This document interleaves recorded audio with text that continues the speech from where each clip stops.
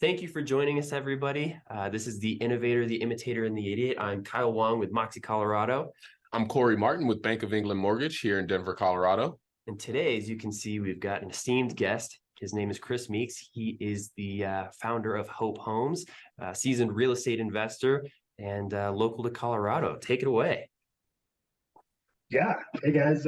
Chris Meeks, Hope Homes. What do you want to know? You just want me to... Yeah, I mean, just talk about plug in there. Yeah.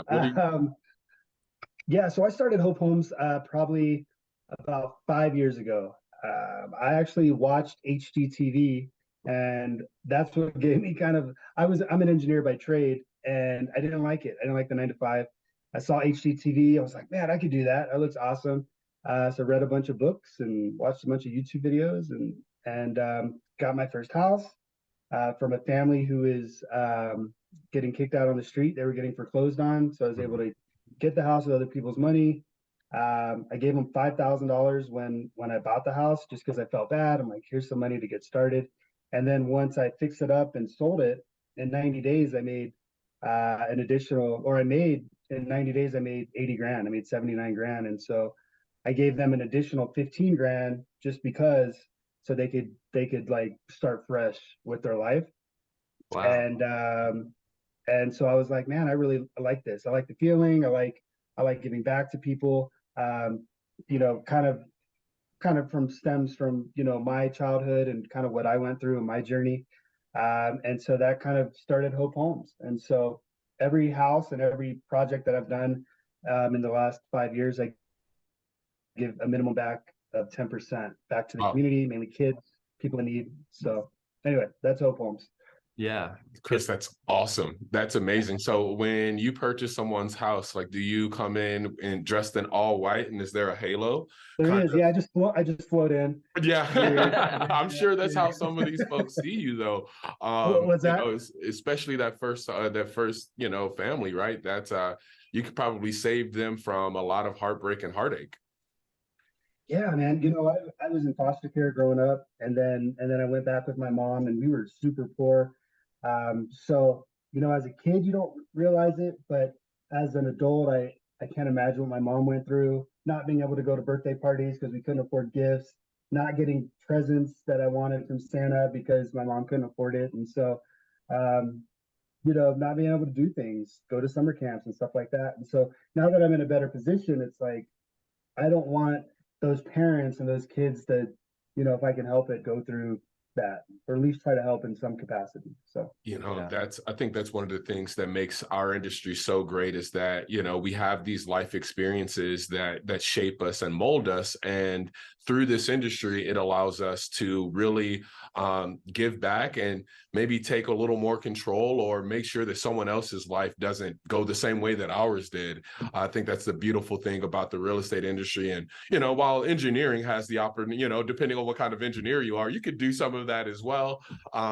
But in the real estate industry, I think that's an awesome thing, is that you can really give back and shape people's lives in a way that maybe other industries or other careers can't. Yeah. I think the higher capacity you have to affect people, and the higher capacity you have to make money, is increasing your capacity to serve, right? And so 100%. in being in that position, like, you could just take all this money and be like, great, I'm a experienced real estate investor, I've made a ton of money, but being able to give that back is what really sets those apart. And so I applaud you for doing that, and I appreciate that. And actually, I didn't know you had an engineering background. I don't know if I would say I have an engineering background. I went to school for mechanical engineering and then dropped out, but that's pretty cool. That's pretty cool. Yeah. It's very hard. Oh yeah, it's terrible. I mean, it's cool in a lot of ways. Like, I still feel like I kind of have that engineering like mindset where it's like very type A, but yeah, I just our industry a lot better. So speaking of Hope Homes, I mean, I just want to kind of explore that a little bit more. So I first heard about you, again, talking about the power of social media. I think it was either through Facebook or Instagram or something like that. We had like a mutual connection, or maybe I just saw you were in real estate or had a development going on. And that piqued my interest. And I'm like, oh, that looks cool. And then as you follow somebody, you kind of learn, you start to learn a little bit more about them. Like, he seems like an interesting guy. And so hearing, or rather reading about your post about Hope Homes, I was like, that's really interesting, because at that time I was kind of newer in real estate, and I was figuring things out. And I'm like, all right, so what does it even mean to be an investor, right? What does it mean to have a development and do all these things? So when it comes to Hope Homes, what do you guys have going on right now? Yeah, good question. Last month we put uh, four properties on the market for flips, and these were in Colorado Springs, Okay. Colorado. I live in Denver. Um, we also have 1,000 lots in Casa Rock. We just bought 43 acres in just south of Parker in Douglas County, so we're going to put 60 estate lots on there. Go through the entitlement process. And then we're chasing 1,500 acres as well, with like 3 lakes. Whether Oh, wow. that'll transpire, I don't know, but that'll be a huge development. We'll have to do a lot of master planning with that. And then I do a little bit of land flipping.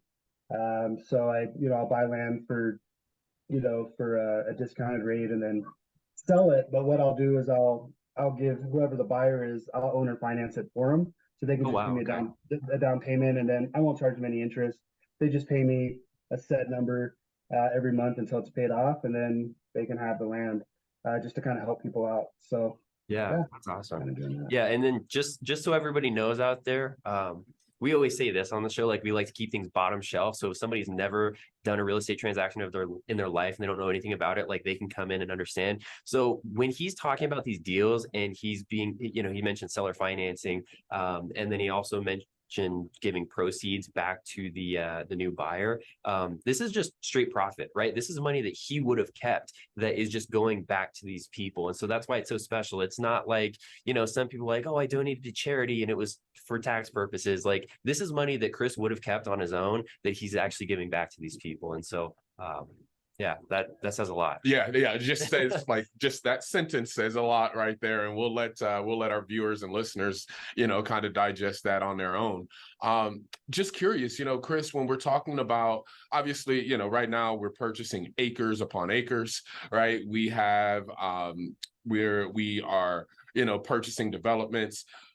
I'm sure that's not necessarily like what you thought you'd be doing when you first got into the industry, right? I mean, or maybe it was, and maybe you've always had these like, which I think would be awesome because I'm a big dreamer like that, so just validate me a little bit more. But, tell me a little bit about how you got from that first like purchase where you were, fixing and flipping a property to purchasing acres and acres and purchasing lots and truly being a developer for the Denver metro area. So I'll drop a bombshell on you guys. I don't know if you guys know about my journey or not, but so in my 20s, I worked as a land surveyor and did AutoCAD for a company, and then kind of transitioned into wanting to maybe do engineering. And then in my early 30s, as I'm pursuing that, I'm going to school part time. I had a son when I was 16, so I'm trying to do a bunch of juggling. But I got into a fight, and I took it to trial, and I lost. Mhm. And so the judge said, "Hey man, because of the way the laws are written, and even though you've never been in trouble before, I have to give you 5 to 16 years in prison."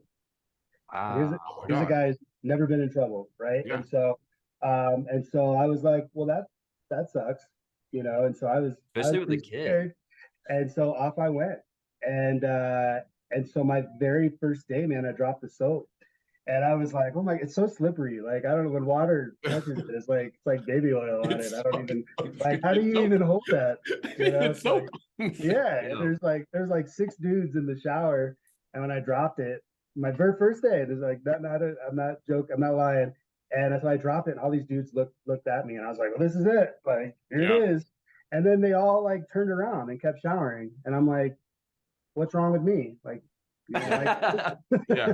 Yeah. but I was like, then I picked it up and dropped it again. No, I'm just kidding. But I did. But so from that day, I was like, okay, maybe it's not like the movies and what you guys see. And so I got the minimum, but which was still 5 years. And so I did 2.5 years inside, and I got to know these guys on a very personal level.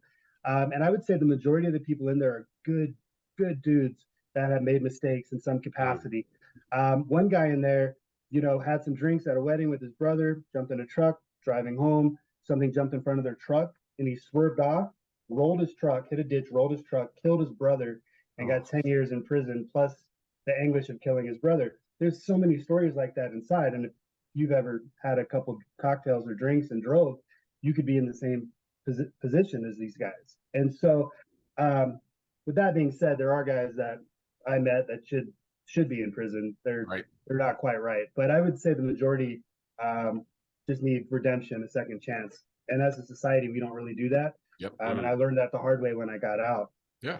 But anyway, yeah. So I did that. I got out and went to school. I got hired 3 times on the spot and got let go before I started because of my background.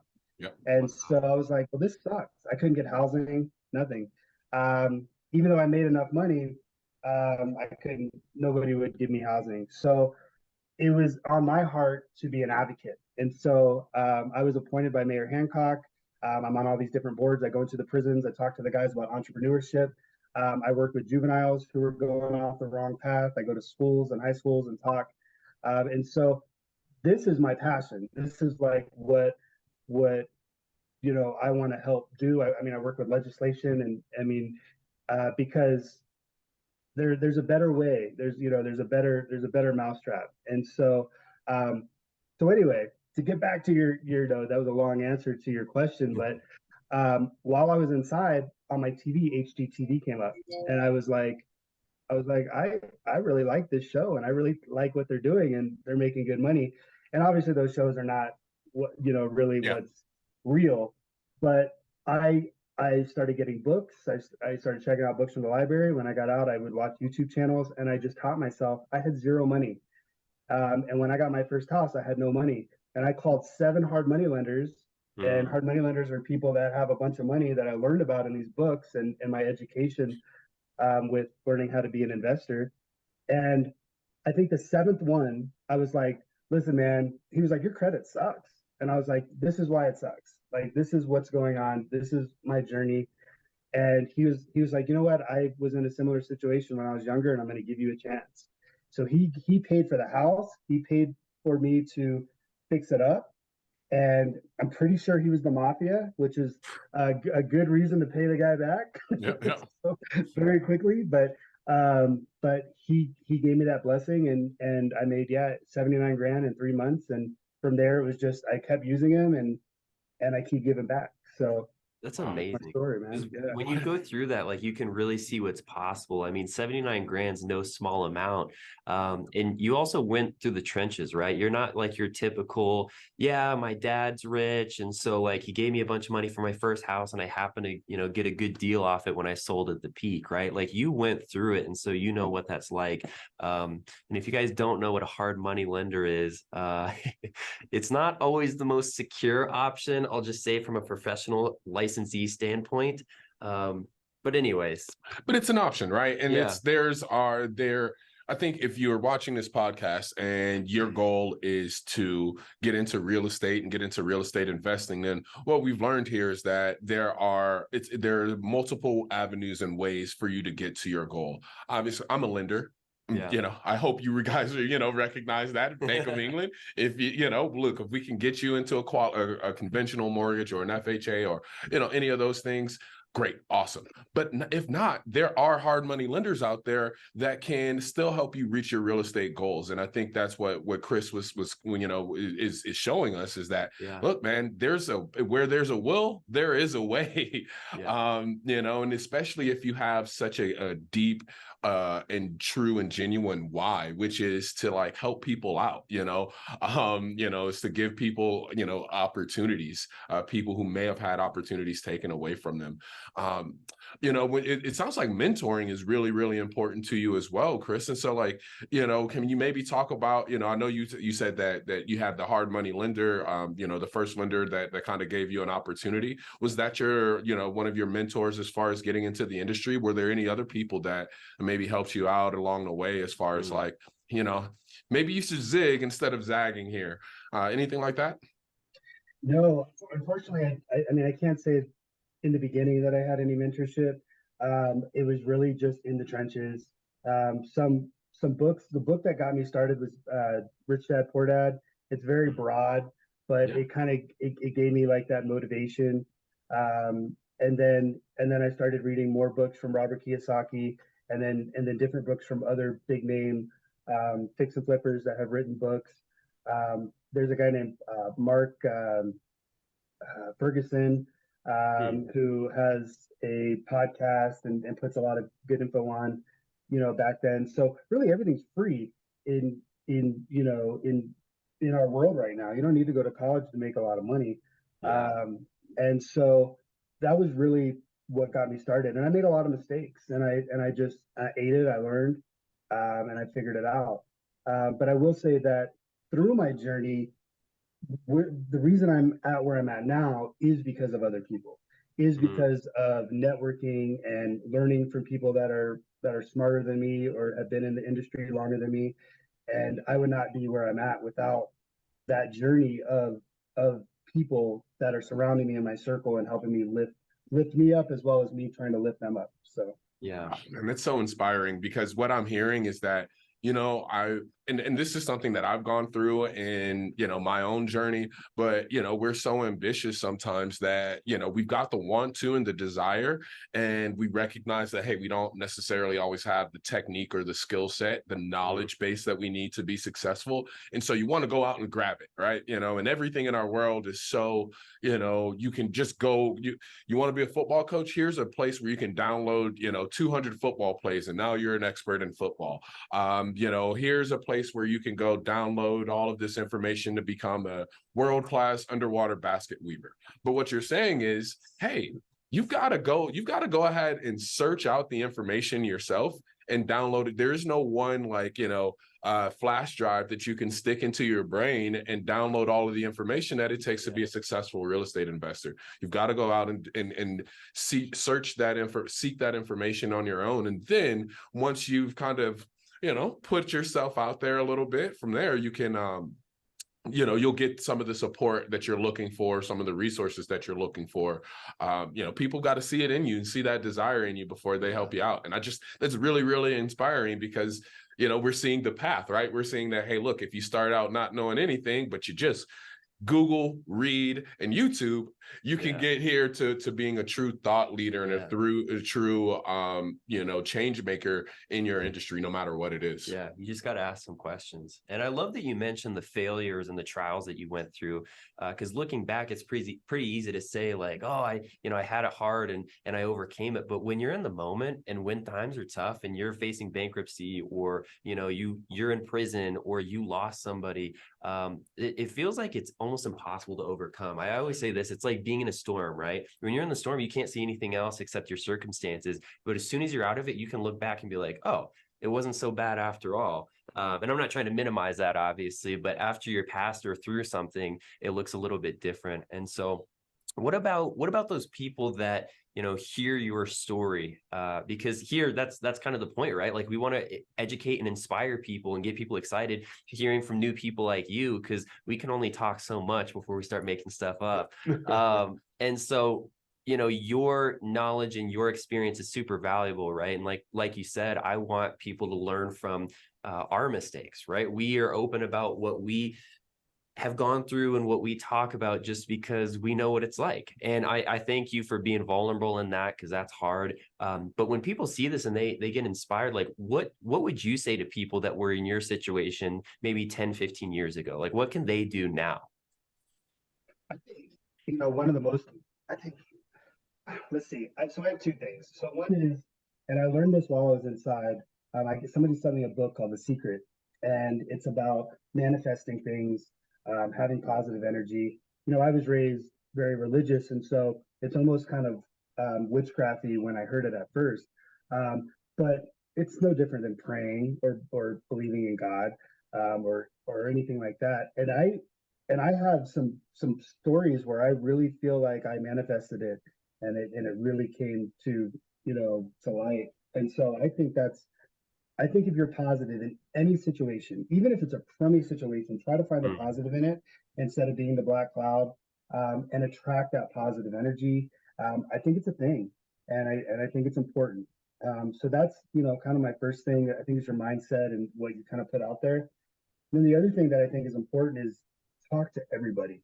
Um, you know, everybody. I mean, I don't care where you're at. You can be at Subway, on the bus, Yeah. because everyone has their own journey and their own things that they can bring to the table, or something maybe they're looking for from you, or whatever. And like I said earlier, that's why I'm where I'm at, is because of other people. I couldn't have done this by myself. So I think those are the two biggest important factors in being successful. Whatever success means to you, I think that those are both really important things. Yeah, that's awesome, man. Because that's another thing we didn't really talk about. Chris here is kind of the networking master. You always find him at a new event, at a new place, at a new spot, talking to a new person. And I've kind of adopted that sort of recently too, where I agree. Like, no matter how you think a person is, right, you can always learn something from them and their perspective, because the truth of the matter is they've got a perspective that you don't have, right? And so there's always something valuable that you can pull from that. Sometimes it may seem hard. We see some people and we like to make quick judgments, but we can always learn something from people. So I appreciate that.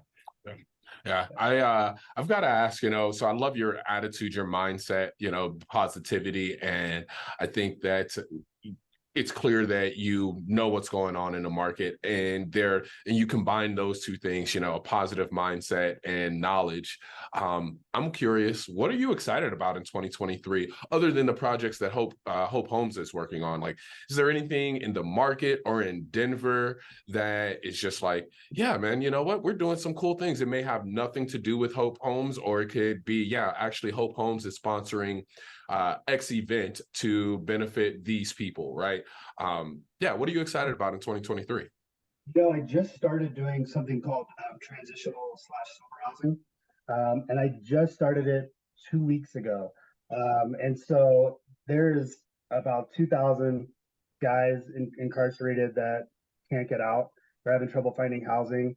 I know how difficult it is to find housing. So instead of taking some of these houses and flipping them and making a profit, an immediate profit, I've been holding them, refinancing it through an amazing lender, such as your guys' selves, and then have work with parole, Colorado Department of Corrections, and different entities, and have these guys move into a sober-free or sober living house, and help them with benefits and tools so they can be successful in the community. And so I'm hoping. I got my first house. Already got two guys living there currently. Should have two or three more coming out in the next couple weeks, and hoping to continue that model, to try to help people. And fingers crossed. I don't know what to expect, and I could get a bad apple, and it could poison the house, or maybe not. Maybe I could really have a great group of guys that want to do big things, and so that's what I'm excited about. That's coming up in 2023. But That yeah. is awesome. This is so amazing, because it is what we're doing is we're taking knowledge, your knowledge, your experience as well, right? Your experience going through this. We're understanding this gap that we have in society, this hole that needs to be filled. And then we're actually filling it with knowledge from both sides. And what's happening here is we're giving people opportunity.